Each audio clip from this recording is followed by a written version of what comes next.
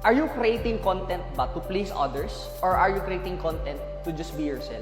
For me, if they're creating content just to please others, then mali sila. If you have any advice to the co-founder of Lola Nenas, what would it be? Probably just do what she's doing and not read the comments. Actually nga yung comments nga na yung mga bashers yung tumutulong para sumikat sila. And they don't know that. Ganito kasi yun.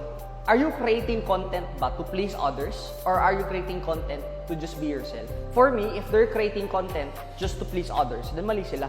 But if they're creating content just to show the behind the scenes and tell the world who we are, then tama sila. Despite the bashers. So what with the bashers? Yung mali kasi ng mga tao, akala nila bad yung bashers eh. But it's just the opposite side telling what their insights are. Kasi every choice we make, there's a price we pay and a benefit we get. Kumbaga, every choice we make, may sang-ayon, may hindi sang-ayon. And most of the time, yung hindi sang-ayon, yun talaga yung pinaka-loudest. And we think na pag hindi sang-ayon, mali yung ginawa mo. It's just that, they're just the noisiest.